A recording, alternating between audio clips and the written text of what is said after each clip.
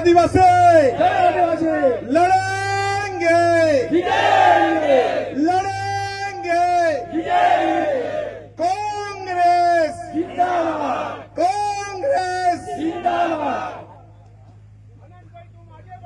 हम तुम्हारे साथ हैं जन आदिवासी से जन आक्रोश रैली आदिवासी से जन आक्रोश सभा છોટાઉદેપુર ખાતે આદિવાસી સમાજના પ્રાણ પ્રશ્ન માટે યોજાઈ છે ત્યારે આપણી વચ્ચે ઉપસ્થિત આપણા સૌના આગેવાન અને ગુજરાત પ્રદેશ કોંગ્રેસ સમિતિના પ્રમુખ અમિતભાઈ ચાવડા સાહેબ, આદિવાસી સમાજના પનોતા પુત્ર અને આપણા વિપક્ષના નેતા એવા તુષારભાઈ સાહેબ, એઆઈસીસીના સેક્રેટરી અને પૂર્વ યુવા રાષ્ટ્રીય પ્રમુખ એવા શ્રીનિવાસજી, આપણા જ સૌના આગેવાન અને યુવા લડાયક યોદ્ધા એવા જિગ્નેશભાઈ મેવાણી, લાલજીભાઈ દેસાઈ, મારા બેન એવા ચંદ્રિકાબેન, આપણા સૌના આગેવાન એવા સુખરામભાઈ, આપણા મારી સાથે વિધાનસભામાં મારા સાથી મિત્ર દાતાના ધારાસભ્ય એવા કાંતિભાઈ, આપણી વચ્ચે ઉપસ્થિત મંચ પર સર્વ બિરાજમાન ભાઈઓ બહેનો, જિલ્લા કોંગ્રેસ સમિતિના પ્રમુખ શશીભાઈ, તમામ આગેવાનશ્રીઓ, આદિવાસી સમાજના યુવા બહેનો વડીલો, આજની પરિસ્થિતિ આદિવાસી સમાજની કેવી છે? આદિવાસી સમાજ આજે કયા કયા પ્રશ્નોથી પ્રતિપાદિત છે? આદિવાસી સમાજના બાળકો શિક્ષણની ભૂખ માટે શું શું કરી રહ્યા છે? આદિવાસી સમાજની માતા અને બહેનો પોતાના બાળક, પોતાના ભાઈ, પોતાના યુવાનોને દારૂના રવાડેથી કાઢવા માટે કેટલી મહેનત કરી રહી છે? આદિવાસી સમાજના ખેડૂતો પોતાની જળ, જંગલ, જમીન બચાવવા માટે આજે કેટલા તડફડિયા મારી રહ્યું છે? એવા જ આદિવાસી સમાજના પ્રાણ પ્રશ્ન, આદિવાસી સમાજની જળ, જંગલ, જમીનનો પ્રશ્ન, આદિવાસી સમાજની જંગલની જમીનનો પ્રશ્ન, આદિવાસી સમાજના યુવાનોને રોજગારીનો પ્રશ્ન આજે આ ભાજપની સરકારમાં આપણે દરેક પ્રશ્નોથી ઘેરાયેલા છે.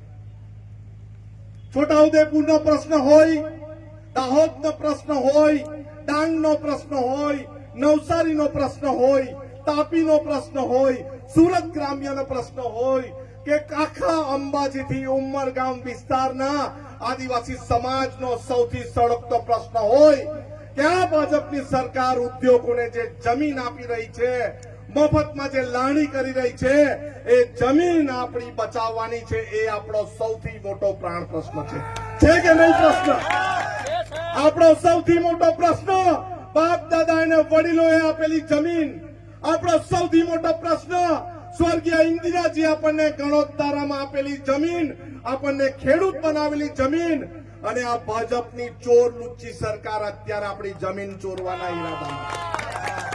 પણ આદિવાસી સમાજનો એક એક યુવાન, મંચ પરના એક એક નેતા આપણી સૌની એક ઈંચ જમીન કોઈને પ્રોજેક્ટમાં આપવાના નથી અને નથી. આપવું છે બધાય જમીન? આપવું છે? અમે ડાંગ, વાંસદા અને ધરમપુર અને તાપીના વિસ્તારના લોકો એક ઈંચ પાણી કોઈ ઉદ્યોગપતિને આપવાના નથી. અમે અમારા વિસ્તારમાં એક ડેમ બનાવવા દેવાના નથી. તેમાં વિસ્તારમાં હાઇડ્રો પ્રોજેક્ટ પાવરમાં જમીનની માંગણી કરે, આપણે એક ઇંચ જમીન આપવાના નથી ને કોઈ જમીન લેવા આવે તો એના હાથ ટાટિયા રાખવાના નથી. અત્યારે આપણે જ્યારે આદિવાસી સમાજના હોવાનું અસ્તિત્વ ટકાવવા માટે, આપણે પ્રમાણપત્ર લેવા માટે તાલુકા પંચાયતના મામલેદાર કચેરીના ધક્કા ખાઈ રહ્યા છે. ખાઈ રહ્યા છે ને? ખાય છે ને? પહેલે કોંગ્રેસનો સમય હતો જ્યારે આપણને દાખલા તલાટીને સરપંચ આપતું, સમાજ કલ્યાણ અધિકારી આપણને એના પ્રમાણે દાખલા મળી જતા હતા.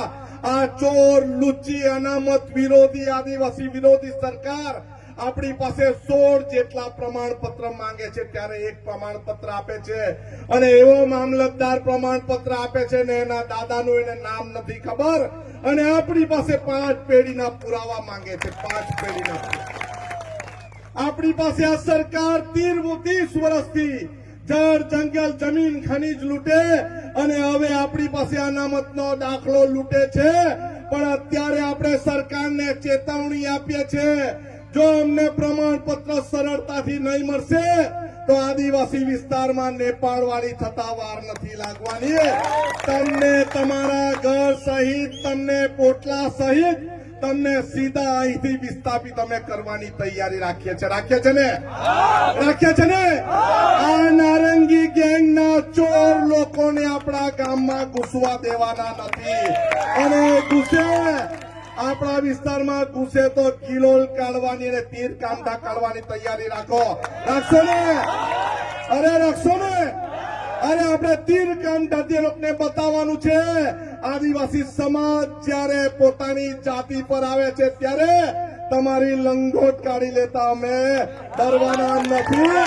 અમે હંમેશા હર મોરચે આદિવાસી સમાજના માટે, આદિવાસી સમાજના યુવાનોના શિક્ષણ માટે, આદિવાસી સમાજની બહેનોના રક્ષણ માટે, આદિવાસી સમાજના યુવાનોની રોજગારી માટે અમે ઘરે એમ જ બેસવાના નથી.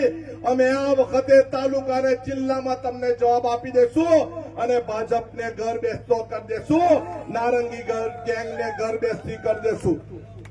આ વિસ્તારમાં આપણને અત્યારે ઘણા બધા એમ કે અમને અનાજ ફ્રી આપે છે ભાજપના લોકો, પરંતુ અનાજ ફ્રી આપવાની શરૂઆત જો કોઈ કરી હોય તો સ્વર્ગીય મનમોહન સિંઘે અને કોંગ્રેસની સરકારે અનાજ મફત આપવાની શરૂઆત કરી. આ વિસ્તારમાં, ગ્રામ્ય વિસ્તારમાં જ્યારે આવાસ મંજૂર થાય છે ત્યારે આપણને ગ્રામ્ય વિસ્તારમાં આવાસના 1,20,000 મળે છે અને શહેરી વિસ્તારમાં આવાસના 3,50,000 રૂપિયા મળે છે. શહેરમાં સિમેન્ટનો ભાવ સરખો છે, ગ્રામ્યમાં સિમેન્ટનો ભાવ સરખો છે, રેતીનો, કપચીનો, સળિયાનો, પતરાનો બધાનો ભાવ સસ્તો છે. તો સરકાર ગ્રામ્ય વિસ્તારના ગરીબો અને શહેર વિસ્તારના ગરીબોમાં તુલના કેમ કરે છે? આપણને પણ 3.5 લાખ મળવા જોઈએ. આપણે પણ માણસો છે, આપણે પણ ગ્રામ્ય વિસ્તારમાં રહીએ છીએ. શહેરી વિસ્તારના 3.5 લાખ આપે અમને વાંધો નથી, પરંતુ અમને ગ્રામ્ય વિસ્તારમાં પણ 3.5 લાખ રૂપિયા જોઈએ, ન તો અમે એના માટે પણ આંદોલન કરવાની તૈયારી કરી રહ્યા છીએ. આપણે દરેક મોરચે કોંગ્રેસને સહકાર એટલા માટે આપીએ, આપણે ખેત મજૂર હતા, ખેત મજૂરમાંથી આપણને જમીનદાર બનાવ્યા, મફત શિક્ષણ આપ્યું, મફત મધ્યાહન ભોજન આપ્યું, મફત જંગલની જમીન આપી. ત્યારે આપણે સૌએ હાથ ઊંચા કરીને કોંગ્રેસને મત આપવા માટે નિર્ધાર કરવો જોઈએ. બધા પોતાનો હાથ ઊંચો કરીને 2 હાથ ઊંચા કરો, 2, નહીં તો એક ભાજપમાં એક કોંગ્રેસમાં રાખવાનો નથી. 2 હાથ ઊંચા કરી નિર્ધાર કરો, અમે જીવીશું ત્યાં સુધી કોંગ્રેસને મત આપીશું. આપીશું ને? સૌનો આભાર, સૌને જય જોહાર, જય ભારત.